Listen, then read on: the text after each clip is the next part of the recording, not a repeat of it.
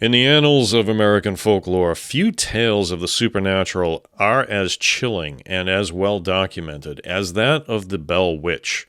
Predating many of the famous poltergeist cases by decades, this haunting terrorized a family in rural Tennessee in the early 19th century, leaving behind a legacy of fear and a mystery that continues to baffle historians and paranormal enthusiasts alike. Unlike many ghost stories passed down through oral tradition, the Bell Witch haunting is remarkably well attested, with multiple sworn affidavits, newspaper articles, and even a book written by a direct descendant of the afflicted family. This isn't just a campfire story. It's a piece of American history etched in terror, and we're checking it out on today's episode of The Daily Strange.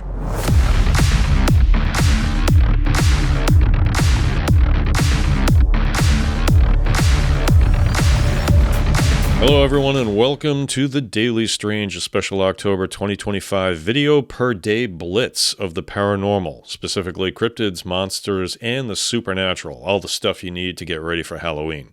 I'm your host, John F. Murs, author, actor, adventurer. Our story today begins in 1817 in Robertson County, Tennessee, near the town of Adams. The protagonist of our tale is John Bell, a respected farmer and a prominent member of his community.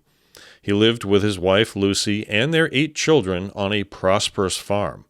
Life was, by all accounts, normal until the summer of 1817, when strange occurrences began.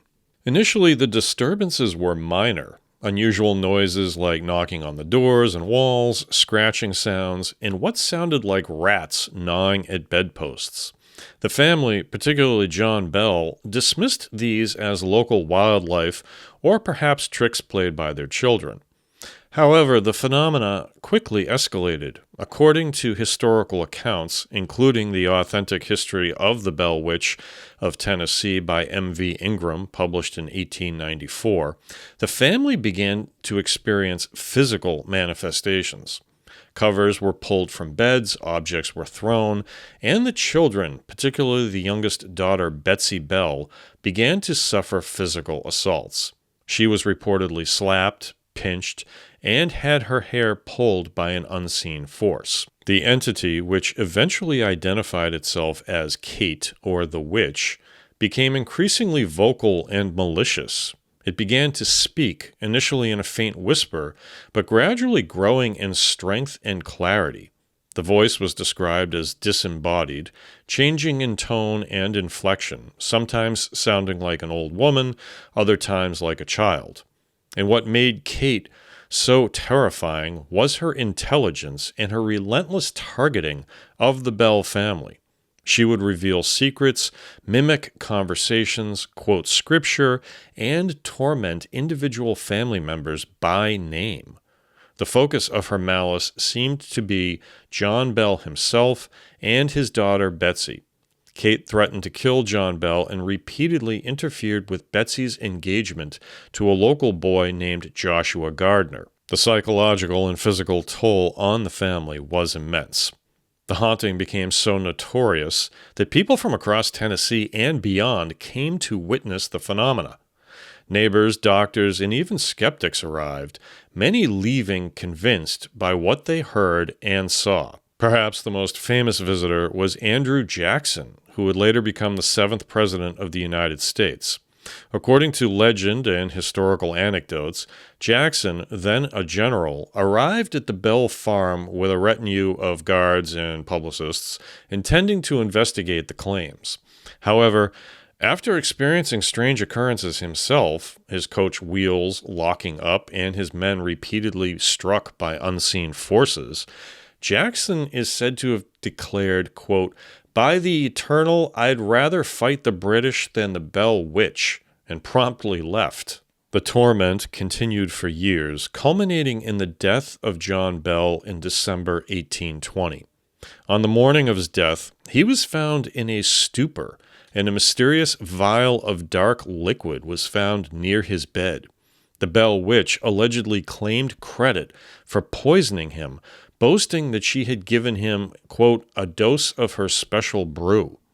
A doctor reportedly administered some of the liquid to a cat, which died immediately, further cementing the family's belief in the witch's fatal involvement. After John Bell's death and Betsy Bell's engagement being broken off, the Bell witch's activity reportedly subsided, though she promised to return in 7 years.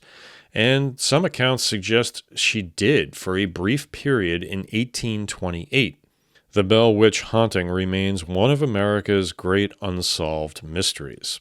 While skeptics have proposed various explanations, from hoaxes orchestrated by neighbors to psychological phenomena, the sheer volume of eyewitness accounts, the consistency of the narrative across different sources, and the involvement of reputable community members make it incredibly difficult to simply dismiss. For many, the Bell Witch is not just a legend, but a chilling historical event, a testament to the power of the unseen, and a truly unique chapter in American paranormal history.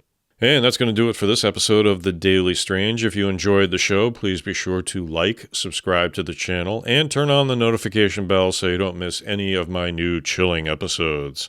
I will see you all tomorrow for another episode of The Daily Strange, a special October video blitz.